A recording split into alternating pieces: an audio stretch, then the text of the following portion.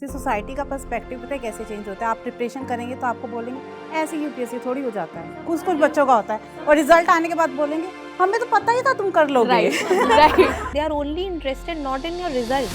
They are only interested in seeing you fail. आप कहीं पे जाएंगे वो पूछेंगे आपका क्या रहा रिजल्ट। कि मुझे एक पड़ोस वाले अंकल को जवाब देना है, शर्मा जी के मुझे बेटे शर्मा जी के बेटे को जवाब देना है मुझे। मनुष्य के श्रद्धा मैम थी, तो उनकी स्ट्रेटेजी थी, उन्होंने अच्छा परमिशन किया। बहुत से लोग होते हैं उनको अगर श्रद्धा मैम मिलती है तो उनका क्या पॉइंट ऑफ व्यू होना चाहिए। अगर चलना इम्पोर्टेंट है ना उतना ही रुकना इम्पोर्टेंट है।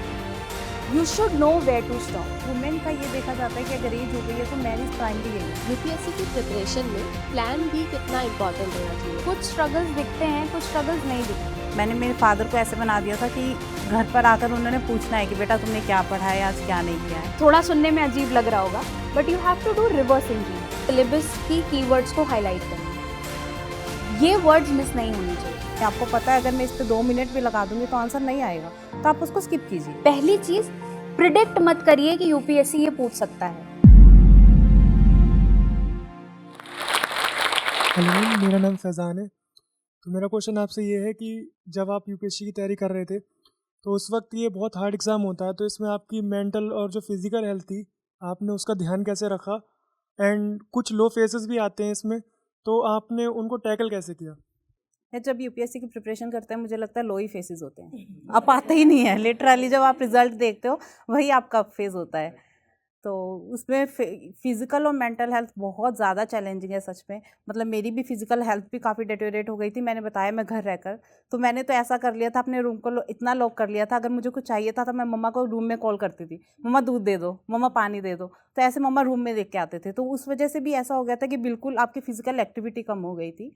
तो इसके लिए अगर आपको मेडिटेशन बहुत अच्छा सोर्स है कि आप मेडिटेशन कीजिए। आप थोड़ी सी अगर आप फिजिकल एक्टिविटी कर सकते हैं, सुबह योगा कर सकते हैं मॉर्निंग में, तो बहुत अच्छा रहेगा, आपकी हेल्थ अच्छी रहेगी। और इसका इम्पैक्ट मेंटल हेल्थ पे भी रहता है कि अगर आप ये योगा करेंगे, मेडिटेशन करेंगे तो मेंटली भी आप स्ट्रॉन्ग रहेंगे। आप थोड़े से स्पिरिचुअल अगर हैं तो you will always try to balance out things in life.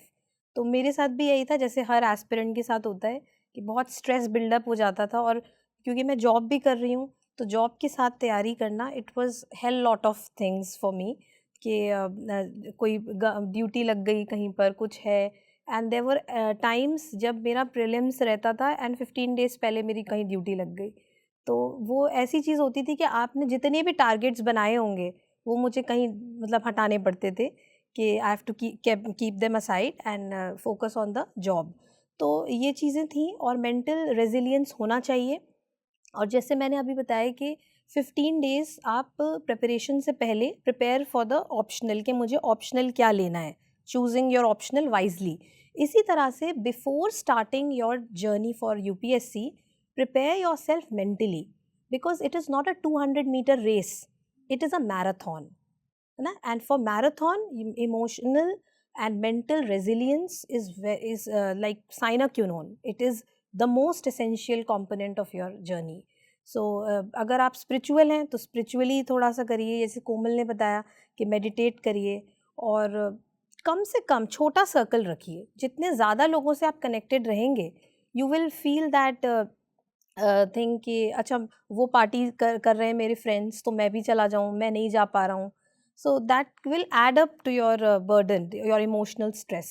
तो keep a close circle of 4 to 5 people and don't even isolate yourself, that is I'm telling, because there will be low phases and there should be a group of people whom you are able to vent out your feelings, your emotions, your anger, whatever frustration you are going through your preparation. So एक 4 to 5 लोगों का एक group होना चाहिए, but not larger than that.